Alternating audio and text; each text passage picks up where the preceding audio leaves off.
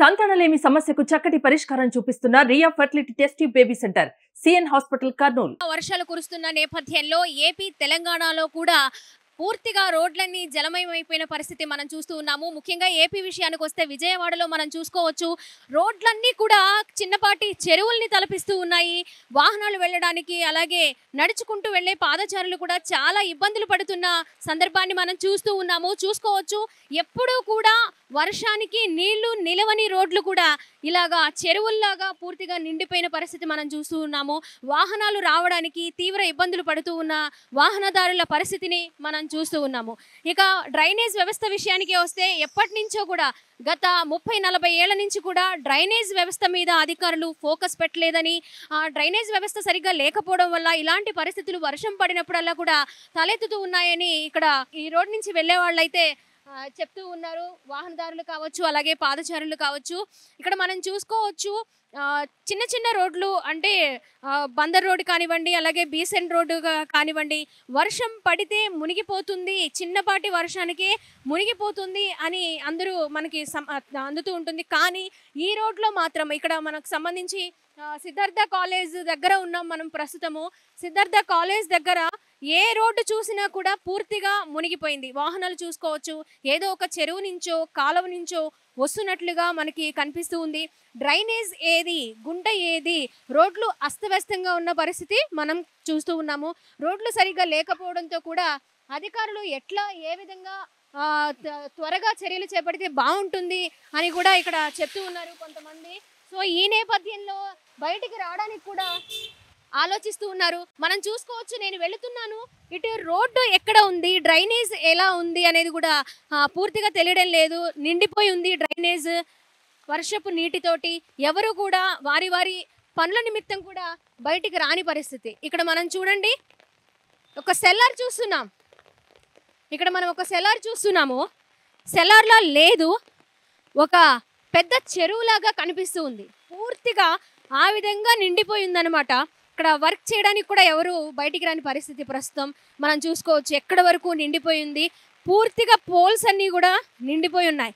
ఇది సెల్లార్ అంటే కూడా ఎవరు నమ్మరు, అంత ఇదిగా ఇది పూర్తిగా జలమయమైపోయిన పరిస్థితి మనం చూస్తూ ఉన్నాము. ప్రస్తుతము పూర్తిగా నీట మునిగిన సెల్లార్ని మన విజయవాడలో చూస్తూ ఉన్నాము. 10 feet ఉంటుందంట, పూర్తిగా 9 feet అక్కడ మునిగిపోయింది.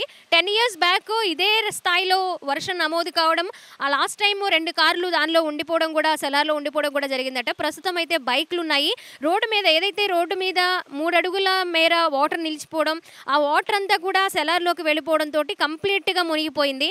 ఇప్పుడు ఆ బైక్ తీసుకురావడానికి కూడా వాటర్ ఎన్ని రోజులు క్లియర్ అవుతుంది అనేది కూడా మాకు తెలియడం లేదు అని కూడా చెప్తూ ఉన్నారు. రోడ్లన్నీ కూడా జలమయం అవ్వడము, చెరువుల్ని కాలువల్ని తలపిస్తుండటంతో ఇంకా ఇలాంటి డౌన్లో ఉన్న సెల్లార్స్లు పూర్తిగా మునిగిపోయింది అయితే మనకు కనిపిస్తూ ఉంది ప్రస్తుతానికైతే. ఇకపోతే ఒకవైపు రోడ్లు కూడా అదే విధంగా ఉన్నాయి. ప్రస్తుతం విజయవాడలో రోడ్ల పరిస్థితి కొద్దిగా అగమ్య గోచరంగా ఉండడంతో ఏది డ్రైనేజ్, ఏది గుంత, ఏది రోడ్డు అని కూడా తెలియకుండా కొంచెం పాదచారులు అలాగే వాహనదారులు కూడా ఇబ్బంది పడుతూ ఉన్నారు. ఇంకా రోడ్లు చూడండి, వర్షం అయితే కుండపోతగా కురుస్తూ ఉంది. మార్నింగ్ నుంచి, నిన్నటి 2 రోజుల నుంచి పడుతూ ఉన్నప్పటికీ కూడా నిన్న రాత్రి ఎప్పుడైతే 9 గంటలకి వర్షం పడడం స్టార్ట్ అయిందో అప్పటి నుంచి కూడా కుండపోతగా నాన్ స్టాప్గా వర్షం పడుతూనే ఉంది. రోడ్లన్నీ కూడా పూర్తిగా నిండిపోయి ఉన్నాయి. మరి ఇంకొన్ని రోజులు అంటే ఇంకా 2 రోజులు కూడా ఇదే స్థాయిలో వర్షం పడే అవకాశం ఉందని వాతావరణ శాఖ అధికారులు కూడా తెలియజేయడంతో కొంత భయాందోళనకైతే గురవుతూ ఉన్నారు. ఏదైనా ప్రాబ్లం అంటే పెద్దవాళ్ళు కూడా ఉంటారు, వయసు పైబడిన వాళ్ళు, అనారోగ్యంతో ఉన్న వాళ్ళు ఉంటారు. వాళ్ళని హాస్పిటల్కి తీసుకెళ్లాలన్నా, వాళ్ళకి సడన్గా ఏమైనా వస్తే ఎలా తీసుకువెళ్ళాలి, ఏంటి పరిస్థితి ఎలా ఉంటుంది అని కూడా కొంత భయభ్రాంతులకు గురవుతున్న పరిస్థితి కూడా మనం చూస్తూ ఉన్నాము. వెంటనే డ్రైనేజ్ వ్యవస్థ కూడా క్లియర్ చేయాలని కూడా ఇక్కడ నివాసం ఉంటున్న వాళ్ళు చూస్తూ ఉన్నారు. మరి ఇదే విధంగా వర్షం 2 రోజుల పాటు కురిస్తే ఏ విధంగా ఉంటుంది అనేది కూడా కొంచెం అంతు చిక్కని పరిస్థితి మనకి కనిపిస్తూ ఉంది. కాలికి మోకాళ్ళ లోతు నీరైతే కూడా మనకి కనిపిస్తుంది. ప్రస్తుతం విజయవాడలో ఎంతో మంది, కొన్ని వేల మంది విష జ్వరాల బారిన పడుతూ ఉన్నారు. దోమకాటుకి గురయ్యి రకరకాల జ్వరాలు మనకి ప్రబలుతూ ఉన్నాయి. ఈ నేపథ్యంలో ఇలాంటి వర్షాలు పడినప్పుడు డ్రైనేజ్లో నీళ్లు కూడా రోడ్ల మీదకి రావడంతో ఈ దోమలు కూడా ఎక్కువగా ప్రబలే అవకాశం ఉంది.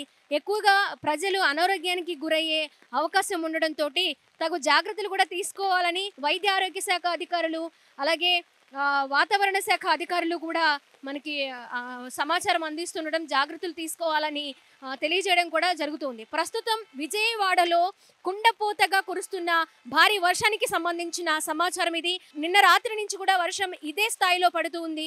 మరి నాన్ స్టాప్కి ఇలా పడుతుండటంతో ప్రస్తుతం ఏ రోడ్డు చూసినా కూడా చెరువే, ఏ రోడ్డు చూసినా కూడా కాలువనే తలపిస్తూ ఉంది. ప్రస్తుతం పరిస్థితి ఇలా కనిపిస్తూ ఉంది. రోడ్ల వల్ల మాకు చాలా ఇబ్బందిగా ఉంటుందండి. ఇక్కడ వాటర్ నిలిచిపోయి దోమలు బాగా ఇబ్బంది ఉంది. ఎవ్రీ టైం ఇదే, అది రాత్రి నుంచి పడుతుంది వాన కంటిన్యూస్గా.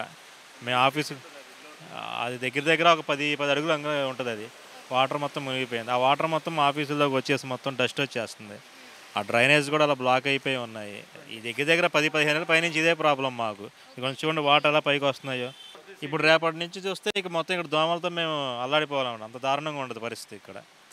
అలలు వస్తున్నాయి వాటర్ నుంచి. నీళ్ళైతే ఇక్కడ ఉండిపోయి ఉన్నాయి, అంటే నిండిపోయి ఉన్నాయి రోడ్లన్నీ కూడా. కార్లు వెళ్ళడానికి కూడా ఆ వాటర్ లోపలికి వెళ్ళిపోయి మధ్యలో కార్ రిపేర్ అవ్వడం, కార్లు ఆగిపోవడం కూడా మనం చూస్తూ ఉన్నాము.